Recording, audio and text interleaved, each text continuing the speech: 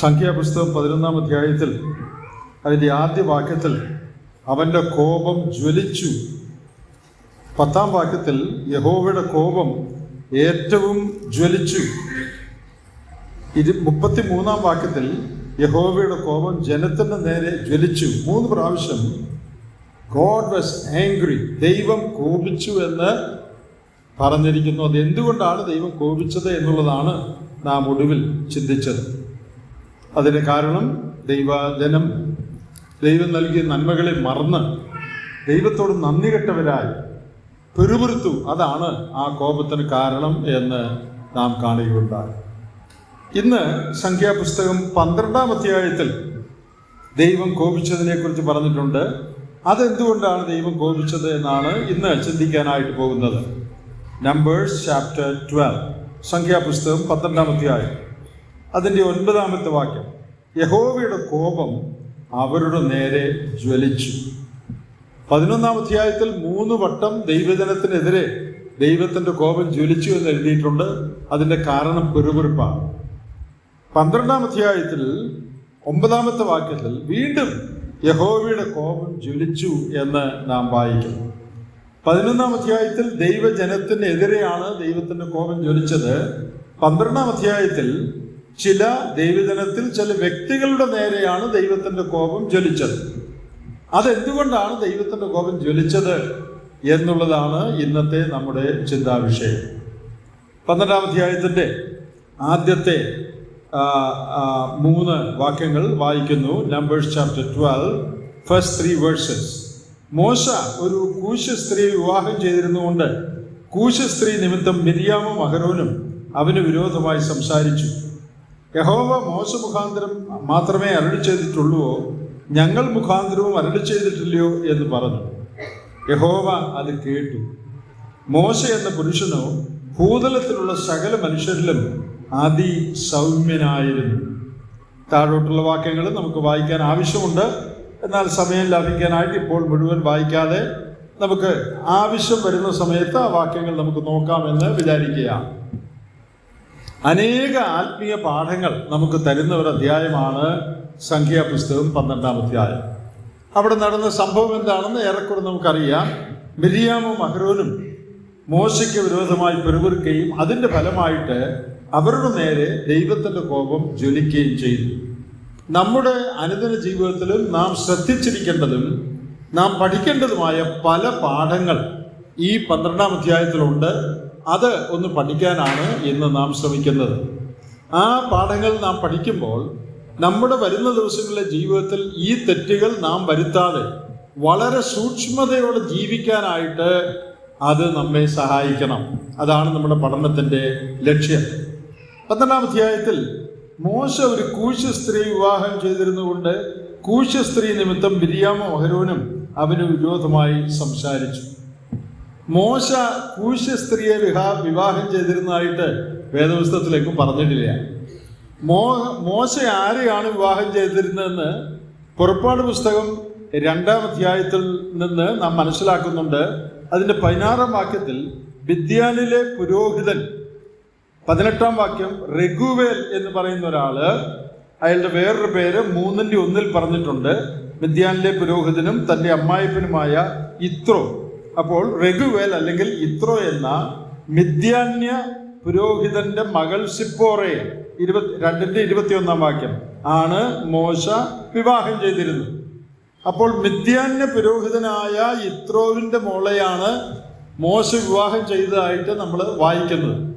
പക്ഷെ ഇവിടെ പറയുന്നത് സംഖ്യ 12-ൽ പറയുന്നത് അവൻ കൂശ് സ്ത്രീ വിവാഹം കഴിച്ചു എന്നാണ്. കൂശ് എന്ന് പറയുന്നത് ഈജിപ്തിൻ്റെ ഒരു ഭാഗമാണ്, ആഫ്രിക്കയുടെ ഒരു ഭാഗമാണ്. എത്യോപ്യയാണ് കൂശ് എന്ന് പറയുന്നത്. അങ്ങനെ ഒരു സ്ത്രീ വിവാഹം കഴിച്ചു എന്നാണ് പറയുന്നത്. ഇതെങ്ങനെയാണ് വിശദീകരിക്കുന്നത്? നാം ഈ ഭാഗം സംസാരിക്കുന്നതുകൊണ്ട് അതൊന്ന് അറിഞ്ഞിരിക്കുന്നത് നല്ലതാണ്. എന്താണ് ഇതിൻ്റെ അർത്ഥമെന്ന് കൃത്യമായി പറയാൻ പ്രയാസവുമുണ്ട്. എന്നാൽ സാധാരണഗതിയിൽ വേദപഠിതാക്കൾ പറയുന്ന വിശദീകരണങ്ങൾ എന്താണ് എന്ന് ഞാനൊന്ന് പറയാം. അതിൽ നിങ്ങൾക്ക് താല്പര്യമുണ്ട്, നിങ്ങൾക്ക് എടുക്കാം. ഒന്ന്, ഇത് ഇവിടെ പറഞ്ഞിരിക്കുന്ന കൂശ് സ്ത്രീ എന്ന് പറയുന്നത് മോശയുടെ 2ാം ഭാര്യയാണ് എന്ന് അഭിപ്രായമുള്ളവരുണ്ട്. ആദ്യത്തെ ഭാര്യ സിപ്പോറ മരിച്ചുപോയി. അതുകൊണ്ട് രണ്ടാമത് താനൊരു കൂശ്യ സ്ത്രീ വിവാഹം കഴിച്ചു, അതാണ് കൂശ്യ സ്ത്രീ വിവാഹം കഴിച്ചു എന്ന് പറഞ്ഞിരിക്കുന്നത് എന്ന് പറയുന്നു. വേറൊരു വ്യാഖ്യാനം ഇത്രോ മിദ്യാന്യനാണെന്ന് ഇവിടെ പറഞ്ഞിട്ടുണ്ട്.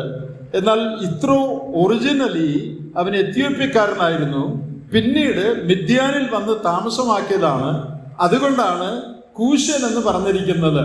അപ്പോൾ മിദ്യാന്യ പുരോഹിതൻ എന്ന് പറഞ്ഞിട്ടുണ്ടെങ്കിലും ഒറിജിനലി ഹീസ് ഫ്രോം എത്യോപ്യ, എത്യോപ്യക്കാരനിൽ കൂശ്യനാണ്. താൻ പിന്നെ മിദ്യാനിൽ വന്ന് പാർത്ത്, അങ്ങനെയാണ് മിദ്യാന്യനായ ഇത്രോ എന്ന് പറഞ്ഞിരിക്കുന്നത് എന്ന് പറയുന്നവരുണ്ട്. മൂന്നാമത് ഒരു വ്യാഖ്യാനം സിപ്പോറ തന്നെയാണ് ആള്, പക്ഷേ സിപ്പോറ കറുത്ത ആളായിരുന്നു.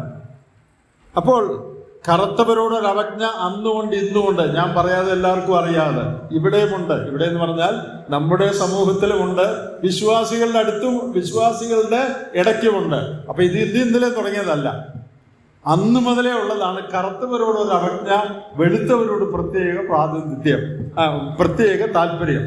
അപ്പോൾ ഈ കൂഷായിട്ട് എന്ന് പറയുന്നത് നിന്ദിച്ച് പറയുന്ന ഒരു പേരാണ്.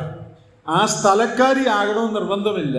കറുത്തയാളെ, കറുത്തവൻ എന്ന് പറയുന്നത് പോലെ നിന്ദിച്ച്, എ ടേം ഓഫ് ഡിസ്പൈസിങ്, അങ്ങനെ പറയുന്ന ഒരു പേരാണ് ഈ കൂശ്യ സ്ത്രീ എന്ന് പറയുന്നത്. അപ്പോൾ അവൾ ആള് പുറപ്പാട് പുസ്തകത്തിൽ പറയുന്ന ആള് തന്നെയാണ്, പക്ഷെ നിറമൽപ്പം മങ്ങിയിരുന്നത് കൊണ്ട് കൂശ്യ സ്ത്രീ എന്ന് വിളിച്ചിരുന്നു. നിറത്തിന്റെ പേരിൽ അപമാനിച്ച് വിളിച്ചിരുന്ന പേരാണ് എന്ന് വ്യാഖ്യാനിക്കുന്നവരുണ്ട്. ഇതിലേതാണ് കൃത്യമെന്ന് നമുക്കത്ര തീരുമാനിക്കാൻ പ്രയാസമാണ്. ഇതാണ് ഞാൻ ഈ പറഞ്ഞ 3 വ്യാഖ്യാനങ്ങളാണ് പൊതുവെ ഇതിനുള്ളത്. അതിൽ നിങ്ങൾക്ക് ഇഷ്ടമുള്ളത് നിങ്ങൾ സ്വീകരിച്ചു കൊള്ളുക. എന്നാൽ നമ്മുടെ വിഷയം അതല്ല. മോശയുടെ ഭാര്യ നിമിത്തം അവര് അഹരോനും മിര്യാമും മോശയ്ക്കെതിരെ സംസാരിച്ചു. നിറത്തിന്റെ പേരിലുള്ള ഇഷ്ടക്കേട് കൊണ്ട് സംസാരിച്ചതാകാം. എന്നാൽ അതിൻ്റെ അടുത്ത വാക്യം വായിക്കുമ്പോൾ വാസ്തവത്തിൽ മോശയുടെ ഭാര്യ അല്ല പ്രശ്നമെന്ന് അടുത്ത വാക്യത്തിൽ നിന്ന് തെളിയുന്നു. ഈ ഭാര്യ നിമിത്തമാണ് പിണങ്ങിയതെന്ന് പറയുന്നെങ്കിലും പിണങ്ങിയപ്പോൾ പറഞ്ഞത് എന്താ പറഞ്ഞത്? നിന്റെ ഭാര്യ വലിയ ആള് കളിക്കുന്നു, നിന്റെ ഭാര്യ അഹങ്കാരിയാണ് എന്നാണ് പറഞ്ഞത്. അങ്ങനൊന്നും അല്ല പറഞ്ഞത്. പിന്നെന്താ പറഞ്ഞത്? യഹോവ മോശ മുഖാന്തരം മാത്രമേ അരുളി ചെയ്തിട്ടുള്ളൂ, ഞങ്ങൾ മുഖാന്തരവും അരുളി ചെയ്തിട്ടില്ലയോ എന്ന് പറഞ്ഞു. അപ്പൊ ഈ ഭാര്യയോട് ബന്ധപ്പെട്ട് ഒരു കാര്യവുമല്ല പറയുന്നത്. അതിൽ നിന്ന് നമുക്ക് ചിന്തിക്കാവുന്നൊരു കാര്യം, വിഷയം ഭാര്യയല്ല. വിഷയം എന്താ? വിഷയം അസൂയ.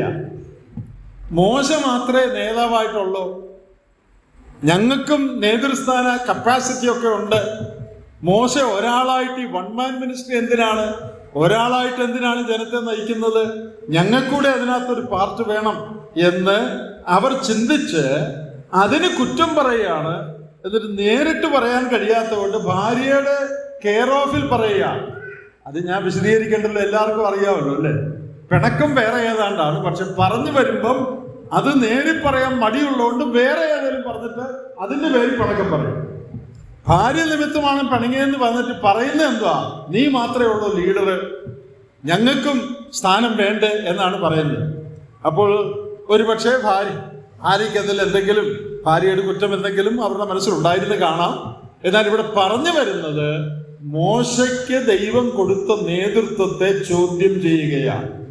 ദൈവം അതിന് മറുപടി പറയുമ്പോഴും ഭാര്യയെ കുറിച്ചൊന്നും പറയുന്നില്ല. അത് പ്രത്യേകം ശ്രദ്ധിക്കണം. ദൈവം മറുപടി പറയുമ്പോഴും മോശയുടെ നേതൃസ്ഥാനത്തെ കുറിച്ചാണ് മറുപടിയിൽ മുഴുവനും പറയുന്നത്. അപ്പോൾ നമുക്കൊരു കൺക്ലൂഷനിലേക്ക് വരാം. ഇവരുടെ പ്രശ്നം ഭാര്യ ആയിരുന്നില്ല, ഭാര്യയുടെ കളറായിരുന്നില്ല യഥാർത്ഥ പ്രശ്നം. അത് കൂട്ടത്തിൽ പറഞ്ഞതേ ഉള്ളൂ. യഥാർത്ഥ പ്രശ്നം മോശയുടെ നേതൃത്വമായിരുന്നു. അഹരോനും മിര്യാമും മോശയ്ക്ക് മൂത്തതാണ്. മിര്യാമാണ് മൂത്തത്. മാത്രമല്ല, മിര്യാമിന് വേണമെങ്കിൽ പറയാം, അവനെ ആ ഞാങ്ങണപ്പട്ടകത്തിൽ വെച്ചപ്പോൾ ഞാനാണ് പോയി അമ്മയെ വിളിച്ചുകൊണ്ട് വന്നത്. മിര്യാമാണ് ഫറവോന്റെ മകൾക്ക് അമ്മയെ മുല കുടിക്കുന്ന ഒരാളായിട്ട് പരിചയപ്പെടുത്തി കൊടുത്തത്. ഞാൻ കാരണം അവൻ രക്ഷപ്പെട്ടത് എന്നൊക്കെ വേണമെങ്കിൽ ഈ മിര്യാമിന് പറയാനുള്ള വകുപ്പുണ്ട്. അത് പറഞ്ഞാൽ അത് ശരിയുമായിരിക്കും. കാരണം അവളാണ് ഈ ബാലനെ സംരക്ഷിച്ചത്. അത് ശരിയാ. ഇനി അഹരോൻ മോശയേക്കാൾ 3 വയസ്സ് കൂടുതലുള്ളവരാണ്. അപ്പൊ ഈ രണ്ടുപേരും മോശയുടെ മൂത്ത ആളുകളാണ്. ഈ രണ്ട് മൂത്തവരിയ്ക്കുമ്പോൾ അവരുടെ ഇളയ ആള് വളരെ ഒറ്റയാനായിട്ട് ഇങ്ങനെ ജനത്തെ നയിക്കുന്നു, ജനത്തിന് നേതൃത്വം കൊടുക്കുന്നു എന്നുള്ളത് മാനുഷികമായി അവരുടെ ഉള്ളിൽ അസൂയയും പ്രയാസവും ഉണ്ടാക്കിയെന്ന് വിചാരിക്കാൻ എല്ലാ ന്യായവും ഉണ്ട്. ഇന്നും ഇതൊക്കെ നമ്മുടെ മധ്യത്തിൽ നടക്കുന്നുണ്ട്. അത് ഞാൻ വിശദീകരിക്കേണ്ട ആവശ്യമില്ല, നമുക്ക് എല്ലാവർക്കും ഇത് മനസ്സിലാകുന്നുണ്ട് എന്താണ് ഇവിടെ സംഭവിച്ചത് എന്ന്. ഇനി അഹരോനെ സംബന്ധിച്ച് നമുക്കറിയാം, അഹരോനെ ദൈവജനത്തിന്റെ പുരോഹിതനായി തെരഞ്ഞെടുത്തു എന്നുള്ളത് നാം അറിയുന്ന കാര്യമാണ്. ഈ മിര്യാമിനെ കുറിച്ച് പല കാര്യങ്ങൾ തിരുവെഴുത്തിൽ, ചുരുക്കം ചില കാര്യങ്ങൾ തിരുവെഴുത്തിൽ പറഞ്ഞിട്ടുണ്ട്. 15-ാം അധ്യായത്തിന്റെ, പുറപ്പാട് പുസ്തകം 15-ാം അധ്യായത്തിന്റെ 20-ാമത്തെ വാക്യത്തിൽ അവർ ചെങ്കടല് കടന്ന ആ സമയത്ത് നാം അവിടെ പ്രത്യേകം വായിക്കുന്ന ഒരു കാര്യമുണ്ട്. മിര്യാം എന്ന പ്രവാചകി തപ്പെടുത്തു പാട്ടുപാടി എന്ന് പുറപ്പാട് 15-ന്റെ 20-ാമത്തെ വാക്യത്തിൽ പറയുന്നുണ്ട്. അപ്പോ മിര്യാമിന് വളരെ പ്രധാനപ്പെട്ട ഒരു സ്ഥാനം ഇസ്രയേലിലുണ്ടായിരുന്നു. അഹരോന്റെ സഹോദരി മിര്യാം എന്ന പ്രവാചകി കയ്യിൽ തപ്പെടുത്ത് സ്ത്രീകളെല്ലാവരും തപ്പുകളോടും നൃത്തങ്ങളോടും കൂടെ അവളുടെ പിന്നാലെ ചെന്നു.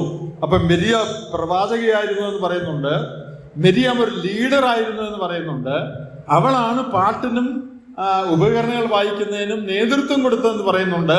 അപ്പോൾ മിര്യാം ഒരു ചില്ലറക്കാരിയല്ല, ചുമ്മാ വെറുമൊരു സ്ത്രീയല്ല, അല്പം നേതൃത്വ പാഠവുമുള്ള, ലീഡർഷിപ്പ് കപ്പാസിറ്റി ഉള്ള ഒരു പ്രവാചകയാണ് മിര്യാം എന്ന് പറയുന്നത്. അതുമാത്രമല്ല, മീഖായുടെ പ്രവചനം 6-ാം അധ്യായം അതിന് 4-ാമത്തെ വാക്യത്തിൽ ശ്രദ്ധിക്കുക. മൈഖ ചാപ്റ്റർ 6:4, മീഖ 6:4. ഞാൻ നിന്നെ ഇസ്രായേൽ ദേശത്തു നിന്ന് പുറപ്പെടുവിച്ചു, അടിമ വീട്ടിൽ നിന്ന് നിന്നെ വീണ്ടെടുത്തു, മോശയെയും അഹരോനെയും മിര്യാമിനെയും നിന്റെ മുമ്പിൽ അയച്ചു. ദൈവം ഇസ്രായേലിനെ വീണ്ടെടുക്കാൻ അയച്ചവരുടെ കൂട്ടത്തിൽ മിര്യാമിന്റെ പേരും പറഞ്ഞിട്ടുണ്ട്. മോശയെയും അഹരോനെയും മിര്യാമിനെയും അയച്ചു. അപ്പോൾ നമുക്ക് അതിൽ നിന്ന് ഒരു കാര്യം മനസ്സിലാക്കാം. അഹരോനും മിര്യാമും വെറും സാധാരണ ആളുകളല്ല, ദൈവജനത്തിന്റെ മധ്യത്തിൽ ചില ചുമതലകളും നേതൃസ്ഥാനവും ഒക്കെ ഉള്ള ആളുകളാണ്. അപ്പൊ മിര്യാമിന് കേവലം മോശയുടെ പെങ്ങളെന്ന് മാത്രമല്ല, പ്രവാചകി, ലീഡർ എന്നുള്ള ഒരു സ്ഥാനം ഒരളവിൽ അവൾക്കുണ്ട്. ഒരു പക്ഷേ ഇപ്പൊ നമുക്ക് കുറച്ചുകൂടി മനസ്സിലായി എന്തുകൊണ്ട് അവർ പിണങ്ങിയെന്ന്. അവർ ചില്ലറ ആളുകളൊന്നും അല്ല, അവരും കുറച്ച് പ്രാധാന്യമൊക്കെ ഉള്ള ആളുകളാണ്, ദൈവം ഉപയോഗിക്കുന്ന ആളുകളാണ്. അതുകൊണ്ട് മോശയുടെ ഈ സ്ഥാനത്തിനെതിരെ അവര് പിണങ്ങിയെന്ന് പറഞ്ഞാൽ അത് മാനുഷികമായി നമുക്ക് മനസ്സിലാക്കാനായിട്ട് കഴിയുന്ന കാര്യമാണ്. നമുക്ക് 12-ാം അധ്യായത്തിലേക്ക് വരാം. അവര് അസൂയ നിമിത്തം മോശയുടെ നേതൃത്വത്തെ ചോദ്യം ചെയ്യുകയാണ്. അതിന്റെ 2-ാം വാക്യത്തിന്റെ ഒടുവിൽ പറയുന്നത്, യഹോവ അത് കേട്ടു. യഹോവ അത് കേട്ടു എന്നുള്ളത് നമുക്കറിയാവില്ല, പറഞ്ഞില്ലെന്ന് നമുക്കറിയരുത്. ഒരു കാര്യം അവർ പറഞ്ഞത് യഹോവ കേട്ടു എന്ന് പ്രത്യേകം പറയേണ്ട കാര്യമുണ്ടോ? അങ്ങനെ എഴുതിയില്ലെങ്കിലും നമുക്ക് എല്ലാവർക്കും അറിയാം, നമ്മൾ പറയുന്ന എല്ലാ കാര്യവും ദൈവം കേൾക്കുന്നുണ്ടെന്ന്. പിന്നെ എന്തിനാ യഹോവ അത് കേട്ടു എന്ന് പ്രത്യേകം പറഞ്ഞിരിക്കുന്നത്? യഹോവ അത് കേട്ടു എന്ന് പ്രത്യേകം പറഞ്ഞിരിക്കുന്നത് God makes a note of everything you say എന്ന് നമ്മെ മനസ്സിലാക്കിക്കാനാണ്. നാം പറയുന്ന എല്ലാ കാര്യവും ദൈവം ശ്രദ്ധിക്കുന്നുണ്ട് എന്നുള്ള ബോധം നമുക്ക് തരാൻ വേണ്ടിയാണ് ദൈവത്തിന്റെ ആത്മാവ് അത് പ്രത്യേകം എഴുതിയിരിക്കുന്നതെന്ന് വേണം നമ്മൾ മനസ്സിലാക്കാൻ. അങ്ങനെ ഒരു വാക്യമില്ലായിരുന്നെങ്കിലും നമുക്ക് എല്ലാവർക്കും അറിയാം അവർ പറയുന്ന യഹോവ കേട്ടണം. എന്നാൽ ഇവിടെ പ്രത്യേകിച്ച് ദൈവാത്മാവ് അത് എടുത്ത് എഴുതിയിരിക്കുകയാണ്. ദ ലോർഡ് ഹേർഡ് ഇറ്റ്, യഹോവ അത് കേട്ടു. ഇവിടെ നമുക്കൊരു പാഠമുള്ളത്, നാം പറയുന്ന എല്ലാ കാര്യങ്ങളും ദൈവം കേൾക്കുന്നുണ്ട്. The Lord makes a note of everything we say. നാം പലപ്പോഴും അതിനെക്കുറിച്ച് ബോധവാന്മാരല്ല. മനുഷ്യർ പറയുന്ന ഏത് നിസ്സാര വാക്കിനും ന്യായവിധി ദിവസത്തിൽ കണക്ക് കൊടുക്കണമെന്ന വാക്യമുണ്ട്. നമ്മിൽ പലർക്കും ആ വാക്യം അറിയാം. എന്നാൽ നാം പറയുന്നതെല്ലാം ദൈവം ശ്രദ്ധിക്കുന്നുണ്ട് എന്നുള്ളത് പലപ്പോഴും നാം ചിന്തിക്കാറില്ല. ഇങ്ങനെയുള്ള കാര്യങ്ങൾ പലപ്പോഴും പറയുന്നത് രഹസ്യമായിട്ടാണ്. നമ്മുടെ കൂട്ടുകാരോട്, നമ്മുടെ ഗ്യാങ്ങിലുള്ളവരോട്, നമുക്ക് അടുപ്പമുള്ളവരോട് രഹസ്യമായിട്ടാണ് ഇങ്ങനെയുള്ള കാര്യങ്ങൾ പറയുന്നത്. ബാക്കിയുള്ളവർ കുറ്റം. എന്നാൽ ബാക്കിയുള്ളവർ കുറ്റം നാം രഹസ്യമായി പറഞ്ഞാലും ദൈവം അത് കേൾക്കുന്നുണ്ട് എന്നുള്ളത് നാം പ്രത്യേകം ഓർത്തിരിക്കേണ്ട കാര്യമാണ്. ഇവിടെ ദൂഷണമായ കാര്യങ്ങളാണ് അവർ പറഞ്ഞത്, നല്ല കാര്യമല്ല പറഞ്ഞത്. മോശയ്ക്ക് വിരോധമായി മോശയുടെ അധികാരത്തെ ചോദ്യം ചെയ്യുന്ന കാര്യങ്ങളാണ് അവർ പറഞ്ഞത്. അത് നല്ല കാര്യമല്ല. ഇംഗ്ലീഷില് ബ്ലാസ്ഫമി എന്നൊരു വാക്കുണ്ട്. നിങ്ങൾക്ക് മിക്കവാറും പേർക്ക് ആ വാക്കറിയാം. ബ്ലാസ്ഫമിക്ക് സാധാരണ പറയുന്ന മലയാളം ദൈവദൂഷണം എന്നാണ്. വിശുദ്ധമായ കാര്യങ്ങൾക്കെതിരെ പറയുക, ദൈവത്തിനെതിരെ പറയുക, അതിനെയാണ് സാധാരണ ബ്ലാസ്ഫമി അല്ലെങ്കിൽ ദൈവദൂഷണം എന്ന് പറയുന്നത്. എന്നാൽ ബ്ലാസ്ഫമി എന്നുള്ള വാക്കിന് ദൈവത്തിനെതിരെ പറയുന്നത് എന്ന് മാത്രമല്ല അതിൻ്റെ അർത്ഥം. ലാറ്റിനിലെ 2 വാക്കിൽ നിന്നാണ് ബ്ലാസ്ഫമി വന്നിട്ടുള്ളത്. ബ്ലാസ്റ്റ് ആൻഡ് ഫെമി, അത് രണ്ടും കൂടെ ചേർന്നാണ് ബ്ലാസ്ഫെമി എന്ന് വന്നിട്ടുള്ളത്. ബ്ലാസ്റ്റ് എന്ന് പറഞ്ഞാൽ സ്ഫോടനം എന്നാണ്. ബോംബ് ബ്ലാസ്റ്റ് നമുക്ക് എല്ലാവർക്കും അറിയാം.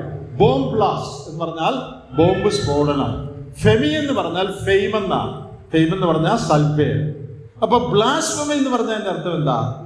Blasting the good name of somebody, അതാണ് ബ്ലാസ്ഫെമി. സാധാരണ ദൈവത്തിനെതിരെ പറയുന്നതിനാണ് ആ വാക്ക് ഉപയോഗിക്കുന്നതെങ്കിലും ദൈവത്തിനെതിരെ മാത്രമല്ല, മറ്റുള്ളവരുടെ സൽപ്പേരിന് കളങ്കം ചാർത്തത്തക്കവണ്ണം നാം പറയുന്ന ദൂഷണവും ബ്ലാസ്ഫമിയിൽ പെടും. അപ്പോൾ നാം ദൂഷണം പറയുമ്പോൾ, പറയേണ്ടാത്തത് പറയുമ്പോൾ, മറ്റുള്ളവരെ കുറിച്ച് ചീത്ത പറയുമ്പോൾ നമ്മൾ എന്താ ചെയ്യുന്നത്? We are blasting the fame of somebody. ഈ ബ്ലാസ്റ്റ് നടത്തുന്ന ആരാ? അവരെ എന്താ വിളിക്കുന്നത്? സ്ഫോടനം നടത്തുന്നവരെ നമ്മൾ എന്താ വിളിക്കുന്നത്? ഭീകരപ്രവർത്തകർ അല്ലേ? ഭീകരന്മാര് ട്രെയിനിൽ ബോംബ് വെച്ചു, വിമാനത്തിൽ സ്ഫോടനം നടത്തി. ആരാ? ടെററിസ്റ്റ്. വിശ്വാസികളുടെ ഇടയിലും ഈ ടെററിസ്റ്റ് ഉണ്ട്. അവരും ബോംബ് വെക്കും, വിമാനത്തിലും ട്രെയിനിലും ഒന്നുമല്ല. പിന്നെ മറ്റ് ദൈവദാസന്മാരുടെ അല്ലെങ്കിൽ മറ്റ് വിശ്വാസികളുടെ നല്ല പേര് മോശമാക്കത്തക്കവണ്ണം സ്ഫോടനം നടത്തുന്ന, ബ്ലാസ്ഫമി നടത്തുന്ന അനേക ആളുകൾ നമ്മുടെ ഇടയിലുണ്ട്. നമ്മൾ ആരെങ്കിലും അതിൽപ്പെട്ടതാണോ? അന്യരുടെ സൽപ്പേരിന് കളങ്കം വരത്തക്കവണ്ണം, മറ്റുള്ളവർ ഈ ആളെ കുറിച്ച് മോശമായി ചിന്തിക്കത്തക്കവണ്ണം അവർക്കെതിരെ പറയുക. നമ്മൾ ആരെങ്കിലും ആ കുറ്റം നമ്മുടെ ആരുടെയെങ്കിലും പേരിലുണ്ടോ? പ്രിയപ്പെട്ടവരെ, ആ കുറ്റം നമുക്ക് ആർക്കും ഉണ്ടാകാതിരിക്കട്ടെ. വേറെ ആരുടെയും സൽപ്പേരിനെ കളങ്കപ്പെടുത്തുന്ന ഒരു കാര്യവും നാം പറയാൻ പാടില്ല. മത്തായി സുവിശേഷം 7-ാം അധ്യായത്തിന്റെ ആദ്യ വാക്യത്തിൽ വിധിക്കരുത് എന്ന് പറഞ്ഞിട്ടുണ്ട്. എന്ന് പറഞ്ഞാൽ പ്രത്യേകിച്ച് നമുക്ക് ആവശ്യമില്ലാത്തടത്ത്, നമുക്ക് കൃത്യം അറിഞ്ഞുകൂടാത്ത സാഹചര്യങ്ങളിൽ മറ്റുള്ളവരെ കുറിച്ച് വിധി പറയാൻ പാടില്ല എന്ന് വേദപുസ്തകത്തിൽ പറഞ്ഞിട്ടുണ്ട്. എനിക്ക് വാസ്തവത്തിൽ വളരെ അതിശയം തോന്നിയിട്ടുണ്ട്.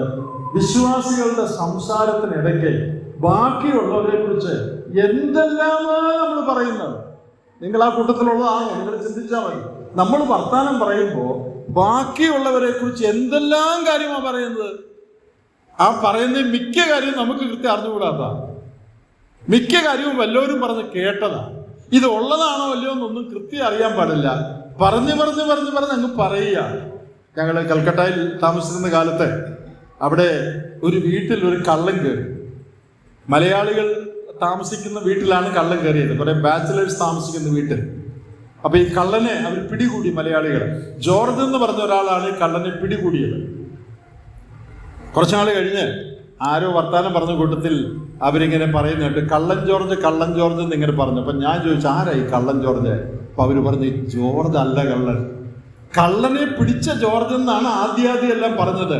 പിന്നെ അത് ഈ കള്ളനെ പിടിച്ചെന്നൊക്കെ പറയാൻ ബുദ്ധിമുട്ടായിട്ട് പറഞ്ഞ് കള്ളൻ ജോർജാ. എന്റെ പെണ്ണെ, ജോർജ് യാതൊരു കളവും ചെയ്തിട്ടില്ല, കള്ളനെ പിടിച്ചേ ഉള്ളൂ. പക്ഷേ പിന്നീടുള്ള തലമുറകളിൽ കേൾക്കുമ്പോൾ ഇവന്റെ പേര് കള്ളൻ ജോർജ് എന്നാണ്. ഞാനിത് വളരെ ഗൗരവമായിട്ട് പറയാം. എൻ്റെ സഹോദരന്മാരെ, മറ്റുള്ളവരെ കുറിച്ച് ആവശ്യമില്ലാത്ത ഒരു വാക്ക് പോലും പറയാൻ നമുക്ക് കാര്യമില്ല. ദൈവം നമ്മെ അതിന് സൂപ്രണ്ടുമാരാക്കി വെച്ചിട്ടില്ല. മറ്റുള്ളവരുടെ സൽപ്പേരിന് കളങ്കം വരത്തക്കവണ്ണം യാതൊരു കമന്റും നാം പറയാൻ പാടില്ല. സ്ത്രീകളും പറയാൻ പാടില്ല, പുരുഷന്മാരും പറയാൻ പാടില്ല. നല്ല കാര്യം വല്ലതുകൊണ്ട് പറയണം, ചീത്ത കാര്യം അത് പറയാൻ നമ്മളെ കുറിച്ച് ഉദ്ദേശിച്ചിട്ടില്ല. ഇവിടെ യഹോവ അത് കേട്ടു. നാം അതിൽ നിന്ന് മനസ്സിലാക്കുന്നത്, മറ്റുള്ളവരെ കുറിച്ച്, പ്രത്യേകിച്ച് ദൈവദാസന്മാരെയും ദൈവമക്കളെയും കുറിച്ച് ആവശ്യമില്ലാത്ത കമന്റുകൾ നാം പറയുകയും അവരെ നിന്ദിക്കുന്ന വാക്കുകൾ നാം പറയുകയും ചെയ്യുന്നത് ദൈവം അത് ഗൗരവമായിട്ടെടുക്കും. ദൈവം അത് എത്ര ഗൗരവമായിട്ട് എടുക്കുന്നു എന്ന് നിങ്ങൾ താഴോട്ട് വായിച്ചാൽ മനസ്സിലാകും. യഹോവ അത് കേട്ടു. പിന്നെ 4-ാം വാക്യം നോക്കിയേ. പെട്ടെന്ന് യഹോവ അത് കേട്ടു. പിന്നെ പറയുന്നത് എന്താ? പെട്ടെന്ന് യഹോവ മോശയോടും അഹരോനോടും മിര്യാമിനോടും നിങ്ങൾ മൂവരും സമാഗമന കൂടാരത്തിൽ വരുവീൻ എന്ന് കൽപ്പിച്ചു. ഇമ്മീഡിയറ്റ് ആക്ഷനാണ്. അപ്പൊ കാര്യത്തിന്റെ ഗൗരവം കണ്ടോ? ഇവര് പറഞ്ഞത് യഹോവ കേട്ടു. പെട്ടെന്ന് യഹോവ പറയാണ് നിങ്ങൾ 3 പേരും വരിക.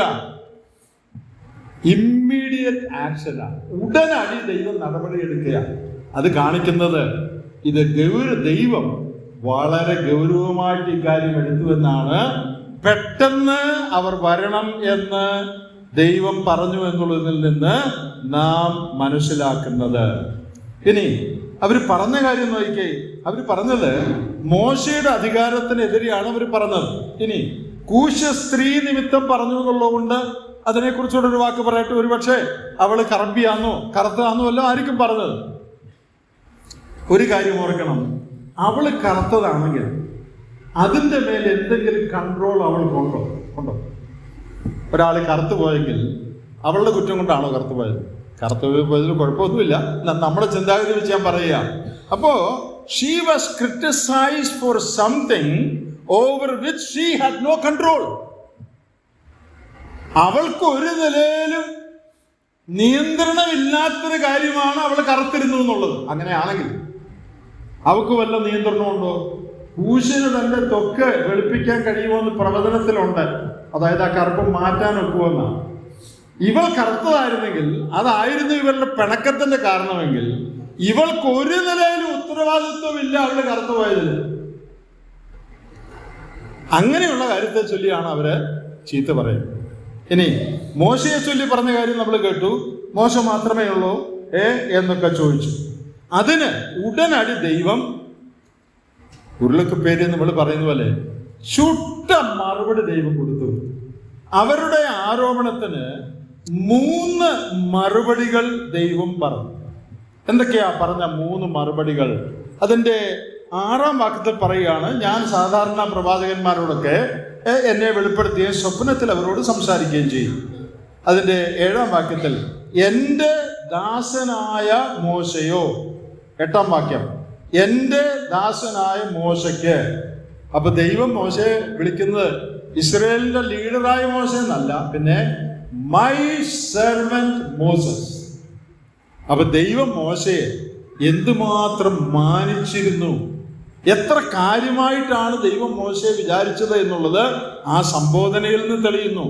മൈ സെർവന്റ് മോസസ് 2 പ്രാവശ്യം പറയുന്നുണ്ട്, എൻ്റെ ദാസനായ മോശ. ഇനി അപ്പോൾ ദൈവത്തിന്റെ മോശയെ കുറിച്ചുള്ള മതിപ്പ് അതിൽ നിന്ന് നമുക്ക് മനസ്സിലാക്കാനായിട്ട് കഴിയും. എൻ്റെ ദാസനായ മോശ. മറ്റൊരു കാര്യം മോശയെ കുറിച്ച് പറയുന്നത് 7-ാം വാക്യത്തിൽ, അവൻ എൻ്റെ ഗൃഹത്തിലൊക്കെയും വിശ്വസ്തനാകുന്നു. അത് വിശദീകരിക്കേണ്ട ആവശ്യമില്ലല്ലോ. എബ്രായ ലേഖനം 5-ാം അധ്യായത്തിന്റെ 3-ാം അധ്യായത്തിന്റെ 5-ാം വാക്യത്തിൽ ഇത് പുതിയ നിയമത്തിൽ എടുത്തു പറഞ്ഞിട്ടുണ്ട്. ദൈവത്തിന്റെ ഭവനത്തിലൊക്കെയും മോശ വിശ്വസ്തനായിരുന്നു. അപ്പൊ മോശയെ കുറിച്ച് അവൻ എൻ്റെ ദാസനാണ്, പിന്നെ അവൻ വിശ്വസ്തനാണ്. ഇനി മറ്റൊരു കാര്യം മോശയെ കുറിച്ച് പറഞ്ഞത്, സാധാരണക്കാരോടൊക്കെ മറവുരുളായിട്ടൊക്കെ സ്വപ്നത്തിലൊക്കെയാണ് ഞാൻ അരുളി ചെയ്യാറുള്ളത്. എന്നാൽ മോശയോട് അഭിമുഖമായിട്ടും സ്പഷ്ടമായിട്ടും സംസാരിച്ചു. യഹോവയുടെ രൂപം അവൻ കണ്ടു. യഹോവയെ നേരിട്ട് കണ്ടു എന്നല്ല അതിൻ്റെ അർത്ഥം. ഒരു മനുഷ്യനും ദൈവത്തെ നേരിട്ട് കണ്ട് ജീവിച്ചിരിക്കയില്ല, അവൻ കാണുവാൻ കഴിയാത്തവനാണ് എന്നാണ് അതിൻ്റെ അർത്ഥം. എന്നാൽ യഹോവയെ മോശ കണ്ടു എന്ന് പറഞ്ഞാൽ ദൈവത്തെ കാണത്തക്കവണ്ണമുള്ള അവിടെ രൂപം, ഫോം എന്നൊരു വാക്ക് അവിടെ എഴുതിയിട്ടുണ്ട്. അങ്ങനെ ഒരു ഫോമിൽ ദൈവം മോശയ്ക്ക് പ്രത്യക്ഷനായി ആ ഫോം നേരിൽ കാണാനായിട്ടുള്ള ഭാഗ്യം മോശയ്ക്ക് സിദ്ധിച്ചിട്ടുണ്ട്. ബാക്കിയുള്ളവരുടെ മുമ്പാകെ അൺക്ലിയർ ആയിട്ട് ദൈവം സംസാരിച്ചപ്പോൾ മോശയോട് ക്ലിയർ ആയിട്ടും സ്പഷ്ടമായിട്ടും ദൈവത്തിന്റെ രൂപം മോശ കാണത്തക്കവണ്ണമുള്ള ഒരു പ്രത്യക്ഷത ദൈവം മോശയ്ക്ക് നൽകി. അപ്പൊ സാധാരണക്കാരോട് ദൈവം പുലർത്തിയ ഇന്റിമസിയേക്കാൾ അടുത്ത ഒരു ഇന്റിമസി, അടുപ്പം ദൈവം മോശയോട് പുലർത്തി എന്നാണ് ആ വാക്യത്തിൽ നിന്ന് നാം മനസ്സിലാക്കുന്നത്. an unprecedented level of intimacy. വേറെ ആരുമായിട്ടും ഇല്ലാതിരുന്ന ഒരടുപ്പം, ഒരു സൗഹൃദം ദൈവത്തിന് മോശയുമായിട്ടുണ്ടായിരുന്നു എന്നാണ് ദൈവം ഇവിടെ പറയുന്നത്. അപ്പൊ എന്തൊക്കെയാ ദൈവം മോശയെ കുറിച്ച് പറഞ്ഞത്? അവൻ എൻ്റെ ദാസനാണ്, പിന്നെ അവൻ വിശ്വസ്തനാണ്. അവൻ വിശ്വസ്തനാണ്. കേവലം ഇസ്രായേലിന്റെ ലീഡർ എന്ന് മാത്രമല്ല, എൻ്റെ ദാസനാണ്, അവൻ വിശ്വസ്തനാണ്.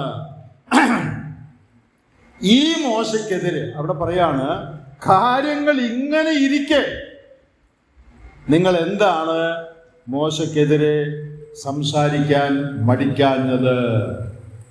അപ്പോ എൻ്റെ ദാസനാണ്, എൻ്റെ ഗൃഹത്തിലൊക്കെയും വിശ്വസ്തനാണ്, മറ്റുള്ളവരിൽ നിന്ന് വ്യത്യസ്തമായി, അഭിമുഖമായി, ക്ലിയറായി എൻ്റെ രൂപം മോശ കാണത്തക്കവണ്ണം ഞാൻ അവരോട് സംസാരിച്ചു.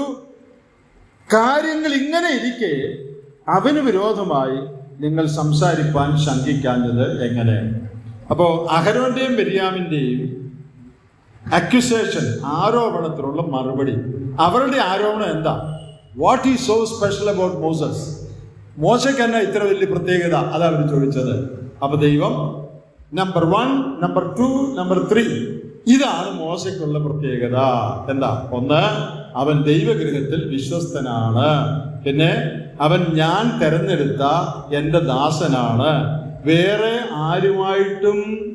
ആർക്കും ദൈവവുമായിട്ടില്ലാതിരുന്ന അടുപ്പം, ലെവൽ ഓഫ് ഇന്റിമസി ഉണ്ടായിരുന്ന ആളാണ് മോസസ്. അപ്പൊ ഇപ്പം മനസ്സിലായോ what is so special about Moses? മോശയ്ക്ക് എന്താ പ്രത്യേകത? അതല്ലേ നിങ്ങളുടെ ചോദ്യം. മോശയ്ക്ക് മാത്രം എന്താ ഇത്ര വലിയ പ്രത്യേകത? ദൈവം പറഞ്ഞു, ഞാൻ പറയാം മോശയ്ക്ക് എന്താ പ്രത്യേകത എന്ന്. 3 പ്രത്യേകതയുണ്ട്. അവനെ ഞാൻ തെരഞ്ഞെടുത്തതാണ്, സെൽഫ് അപ്പോയിന്റഡ് ലീഡർ അല്ല, ഹി ഈസ് മൈ സെർവന്റ്. 2, അവൻ വിശ്വസ്തനായ ഒരുത്തനാണ്. 3, വേറെ ആർക്കും ഇല്ലാതിരുന്ന ലെവൽ ഓഫ് ഇന്റിമസി ഞാനുമായിട്ടുള്ളയാളാണ് മോശ. ഇപ്പൊ മനസ്സിലായ മോശയ്ക്ക് എന്താ പ്രത്യേകത എന്ന്? ദൈവസന്നിധിയിൽ വല്ലതും പറയുമ്പോൾ സൂക്ഷിച്ചു പറയും. വായി വരുന്നത് പറയും. നമ്മുടെ ഒരു സ്വഭാവമാണ് വായി വരുന്നതെല്ലാം വിളിച്ചു പറയാം. വായി വരുന്നതെല്ലാം വിളിച്ചു പറയരുത്, കാരണം യഹോവ അത് കേട്ടു. എന്താണ് മോശയുടെ പ്രത്യേകത എന്നാണ് ഇവരുടെ ചോദ്യം. ദൈവം നല്ല വ്യക്തമായിട്ട് പോയിന്റ് ഇട്ട് 3 പോയിന്റ് പറഞ്ഞു കൊടുത്തു. എന്താണ് യഹോവയുടെ പ്രത്യേകത, മോശയുടെ പ്രത്യേകത എന്ന് ദൈവം പ്രത്യേകമായിട്ട് പറഞ്ഞു കൊടുത്തു. അതിന്റെ താഴെ നാം വായിക്കുന്നത്, യഹോവയുടെ കോപം അവരുടെ നേരെ ജ്വലിച്ചു. അപ്പൊ നമ്മുടെ വിഷയത്തിലേക്ക് വന്നു. എന്തിനാണ് 12-ാം അധ്യായത്തിൽ യഹോവയുടെ കോപം ജ്വലിച്ചത്? ഉത്തരം, ദൈവദാസനെതിരെ പറയാൻ പാടില്ലാത്തത് പറഞ്ഞതിന്, ദൈവം നിയോഗിച്ച അധികാരത്തെ ചോദ്യം ചെയ്തതിന്, മോശയുടെ സൽപ്പേര് മോശമാകത്തക്കവണ്ണം അപകീർത്തികരമായി സംസാരിച്ചതിന്. ഇവിടെ ദൈവം ചോദിക്കുന്ന ഒരു ചോദ്യമുണ്ട്.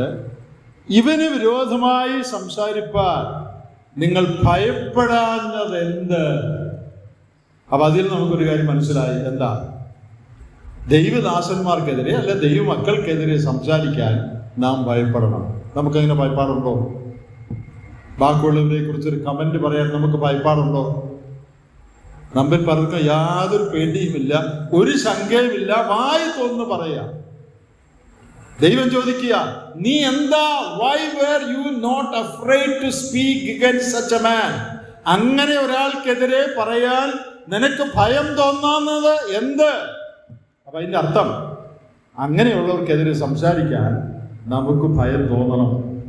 ഭയത്തോടു കൂടി മാത്രമേ നാം അങ്ങനെയുള്ളവരെ കുറിച്ച് സംസാരിക്കാനായിട്ട് പാടുള്ളൂ.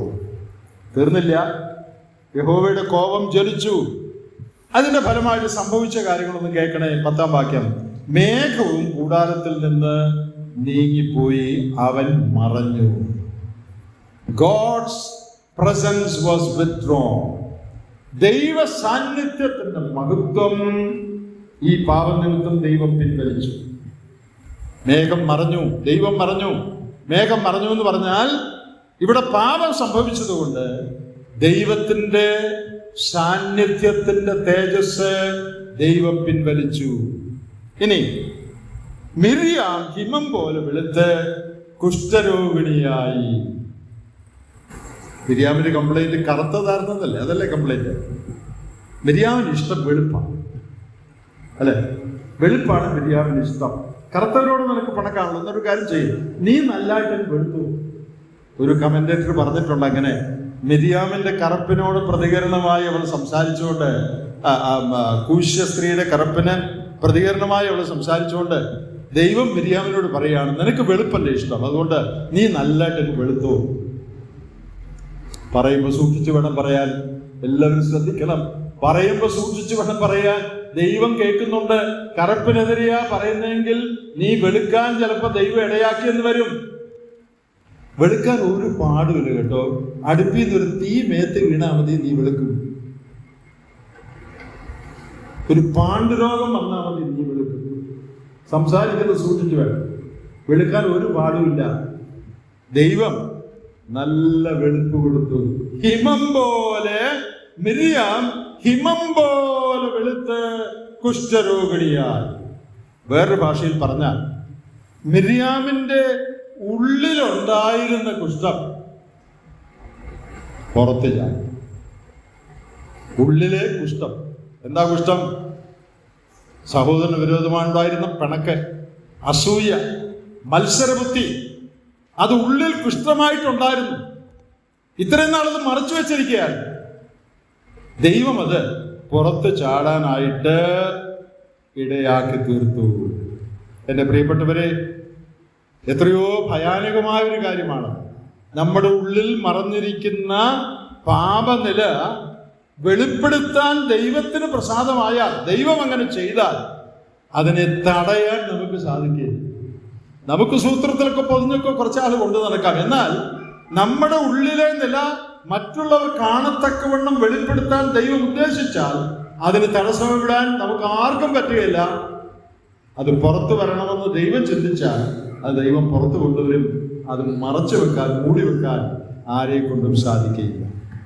അടുത്ത് നടന്ന ഒരു കാര്യം, അതിൻ്റെ 11-ാം വാക്യത്തിൽ അഹരോൻ മോശയോട്, അയ്യോ യജമാനെ, ഞങ്ങൾ ഭോഷത്വമായി ചെയ്തു പോയ ഈ പാപം ഞങ്ങളുടെ മേൽ വെക്കരുതേ.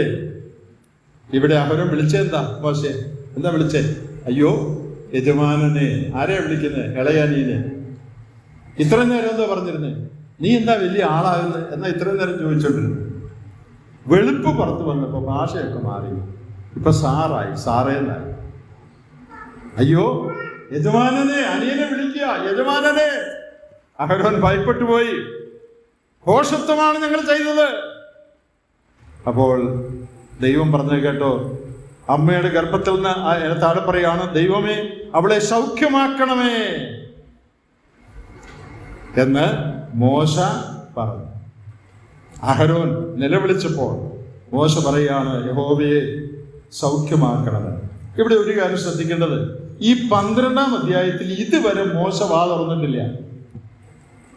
ഇത്രയും ബഹളമെല്ലാം ഉണ്ടായെങ്കിലും മോശ 12-ാം അധ്യായത്തിൽ ആദ്യം പറയുന്ന വാചകം, ദൈവമേ അവളെ സൗഖ്യമാക്കണം. വേറൊരു കാര്യവും മോശ ഇതുവരെ പറഞ്ഞിട്ടില്ല. ഈ അധ്യായത്തിൽ ആദ്യം വാ തുറക്കുന്ന എന്ത് പറയാനാ? ദൈവമേ അവളെ സൗഖ്യമാക്കണേ എന്ന് പറയാനാണ് മോശ ആദ്യമായിട്ട് വാ തുറക്കുന്നത്. നമ്മൾ മുമ്പേ വായിച്ചു, മോശ ഭൂതലത്തിലെ സകല മനുഷ്യരിലും വെച്ച് സൗമ്യനായി. ഭൂതലത്തിലെ സകല മനുഷ്യരിലും വെച്ച് സൗമ്യനായിരുന്നെന്ന് പറഞ്ഞാൽ ഭൂതലത്തിലെ സകല മനുഷ്യരുടെയും കാര്യം ദൈവത്തിന് അറിയാവുന്നതിന്റെ അർത്ഥം അല്ലേ? ഇയ്യോബിനെ കുറിച്ച് അങ്ങനെ പറയുന്നുണ്ട്, ഭൂതലത്തിലെ സകല മനുഷ്യരിലും വെച്ച് ദൈവഭക്തനായിരുന്നു. അപ്പൊ ഓരോരുത്തർക്കും എന്തുമാത്രം ഭക്തി ഉണ്ടെന്ന് ദൈവം അളന്നിട്ടുണ്ട്.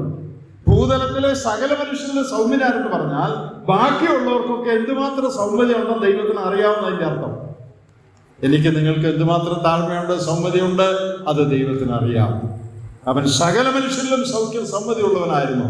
അതിൻ്റെ ഒരു തെളിവാണ്, തന്നെ ദുഷിച്ച് ദോഷം ഭവിച്ച മിര്യാമിന് വേണ്ടി അവൻ നിലവിളിക്കുകയാണ്, യഹോവേ അവളെ സൗഖ്യമാക്കണമേ. അവളുടെ പാപം ദൈവം ക്ഷമിച്ചു, അവളെ ദൈവം സൗഖ്യമാക്കി. എന്നാൽ പാപത്തിന് ചില അനന്തരഫലങ്ങൾ. Sin has consequences. ചില അനന്തരഫലങ്ങൾ അവരനുഭവിക്കേണ്ടി വന്നു. എന്താണത്? ഒന്ന്, അവളുടെ ഉള്ളിലിരിപ്പ് പുറത്തു വരാൻ ഇടയായി. അതാണ് ഒരു അനന്തരഫലം. അവൾ ലജ്ജിക്കാൻ ഇടയായി. പിന്നെ ഫെലോഷിപ്പിൽ നിന്ന് അവളെ മാറ്റി, അവളെ പുറത്ത് അടച്ചിടണം 7 ദിവസം. ദൈവം അവിടെയും കരുണ കാണിച്ചു കേട്ടോ. അവളുടെ കുഷ്ഠം മാറിയില്ലായിരുന്നെങ്കിൽ, ബാക്കി നിങ്ങളൊന്ന് പറഞ്ഞേ, അവളുടെ കുഷ്ഠം മാറിയില്ലായിരുന്നെങ്കിൽ ജീവിതകാലം മുഴുവൻ അവൾ ഇസ്രായേലിന്റെ പാളയത്തിന് പുറത്ത് കഴിയേണ്ടി വന്നു. ദൈവം കരുണ കാണിച്ച് അവളുടെ കുഷ്ഠം മാറ്റിക്കൊണ്ട് 7 ദിവസമേ പുറത്ത് കഴിയേണ്ടി വന്നുള്ളൂ. അവളുടെ കുഷ്ഠം മാറിയില്ലായിരുന്നെങ്കിൽ ജീവിതകാലം മുഴുവൻ ഈ മിര്യാം ഇസ്രായേലിന്റെ പാളയത്തിന് പുറത്ത് കഴിയേണ്ടി വന്നേനെ. അതാണ് അവരുടെ പ്രമാണം. അത് നമുക്കറിയാം. ഇനി മാത്രമല്ല, അവരുടെ മുമ്പോട്ടുള്ള യാത്ര 15-ാം വാക്യത്തിൽ ജനം യാത്ര ചെയ്യാതിരുന്നു. അപ്പോൾ സംഭവിച്ച പാപം കൊണ്ടുണ്ടായ കോൺസിക്വൻസസ്, അനന്തരഫലങ്ങൾ എന്തൊക്കെയാണ്? ഒന്ന്, മിര്യാമിന്റെ അഴുക്ക്, ഹൃദയത്തിന്റെ അഴുക്ക് വെളിയിൽ വന്ന് മറ്റുള്ളവർ കണ്ട് അവൾ ലജ്ജിക്കാനിടയായി. 2, അവളെ പുറത്താക്കി, കൂട്ടായ്മ ഇല്ലാത്തവളായി. 3, ജനത്തിന് യാത്ര ചെയ്യാൻ പാടില്ലാതെ അവരുടെ പ്രോഗ്രസ് തടയപ്പെട്ടു. ഒരു ചോദ്യം ന്യായമായിട്ട് വരാം. അഹരോന് എന്താ ഇത് വരാഞ്ഞേ? അഹരോനും മിര്യാമും കൂടെ അല്ലേ ഇത് പറഞ്ഞത്? അതിന് 2 വിശദീകരണങ്ങളുണ്ട്. ഒന്ന്, ഈ എബ്രായ ബൈബിളിൽ അവരിരുവരും സംസാരിച്ചു നമ്മുടെ മലയാളത്തിലൊക്കെ ഉണ്ടെങ്കിലും എബ്രായ ബൈബിളിലെ തർജ്ജമ അനുസരിച്ച് ദ ഫെമിനിൻ സിംഗുലർ ആണ് ഉപയോഗിച്ചിരിക്കുന്നത്. അതായത് ഏകവചന സ്ത്രീലിംഗമാണ് സംസാരിച്ചു എന്നുള്ളത് ഉപയോഗിച്ചിരിക്കുന്നത്. അതിൽ നിന്ന് മനസ്സിലാക്കുന്നത് മിര്യാമാണ് ഈ സംസാരത്തിന് ലീഡ് എടുത്തത്. രണ്ടുപേരും പറഞ്ഞു കാണും, എന്നാൽ ഫെമിനിൻ സിംഗുലർ വെർബാണ് ഉപയോഗിച്ചിരിക്കുന്നത്. അപ്പൊ അതിന്റെ അർത്ഥം ഈ സംസാരത്തിന് ലീഡ് എടുത്തത് മിര്യാമാണ്. അതുകൊണ്ട് മിര്യാമിന്റെ മേൽ ശിക്ഷ വന്നു. 2, അഹ്റോന്റെ മേൽ ഈ നിലയിലുള്ള ശിക്ഷ വരുന്നത് വളരെ കഠിനമായി പോകും. കാരണം അത് അവന്റെ പൗരോഹിത്യത്തെ ബാധിക്കും. അവൻ പുരോഹിതനാണ്. അവന് കുഷ്ഠരോഗം വന്നാൽ അവന്റെ ശുശ്രൂഷയെ ആകമാനം അത് ബാധിക്കും. ദൈവം തന്റെ കരുണയിൽ അത് അനുവദിച്ചില്ല എന്ന് വേണം വിചാരിക്കാൻ. അപ്പോൾ അവളുടെ പാപം ക്ഷമിക്കപ്പെട്ടെങ്കിലും അവൾ ലജ്ജിക്കുവാൻ ദൈവം ഇടയാക്കി. അവളുടെ ഉള്ളിലുള്ളത് പുറത്തു വന്നു. അവളുടെ ഹൃദയനില എല്ലാവരും കാണാൻ ദൈവം ഇടയാക്കി. 2, കൂട്ടായ്മയിൽ നിന്ന് അവളെ മാറ്റി. 3, അവരുടെ യാത്ര, മുമ്പോട്ടുള്ള ഗമനം തടസ്സപ്പെട്ടു. ആ ഹോൾ കമ്മ്യൂണിറ്റി വാസ് അഫക്റ്റഡ്. ആ സമൂഹം മുഴുവനും അതിൻ്റെ ദോഷം അനുഭവിക്കേണ്ടതായിട്ട് വന്നു. ഇവിടെ ഒരു പ്രമാണം, public sin demands public punishment. പരസ്യമായി അവൾ ചെയ്ത പാപം പരസ്യമായി ശിക്ഷ അറിയിക്കുന്നതായിരുന്നു. അതുകൊണ്ടാണ് ഇത് എല്ലാവരും കാണുകയാണ് ഈ സംഭവം നടക്കുന്നത്. അതുകൊണ്ട് എല്ലാവരും കാണുക തന്നെ അതിനുള്ള ശിക്ഷയും അനന്തരഫലവും ദൈവം വിധിച്ചു. പ്രിയപ്പെട്ടവരെ, അനേക 1000 വർഷങ്ങൾക്ക് മുമ്പ് നടന്ന കാര്യങ്ങളാണിത്. ദൈവത്തിൻ്റെ ആത്മാവ് ഈ കാര്യങ്ങൾ രേഖപ്പെടുത്തി വച്ചിരിക്കുന്നത്. നമ്മുടെ ജീവിതത്തിൽ മാനിക്കേണ്ടവരെ മാനിക്കുവാൻ നാം പഠിക്കണം. ആവശ്യമില്ലാത്തത് സംസാരിക്കാതിരിക്കാൻ നാം പഠിക്കണം. നാം ദൈവത്തെ ഭയപ്പെടണം. നാം പറയുന്ന ഓരോ വാക്കും ദൈവം കേൾക്കുന്നു എന്നുള്ള ബോധം നമുക്കുണ്ടാകണം. പാപം ക്ഷമിക്കപ്പെട്ടാലും പാപത്തിന്റെ സ്വഭാവം അനുസരിച്ച് അനന്തരഫലങ്ങൾ വരാമെന്നുള്ളതും നാം ഓർത്തിരിക്കണം. വളരെ സൂക്ഷ്മതയോടും ഭയത്തോടും കൂടെ ദൈവം കോപിക്കാതിരിക്കത്തക്കവണ്ണം ജീവിക്കുക. നമ്മുടെ ഇന്നത്തെ ധ്യാനം നമുക്ക് പ്രയോജനമാകട്ടെ. ദൈവം നമ്മെ സഹായിക്കുമാറാകട്ടെ.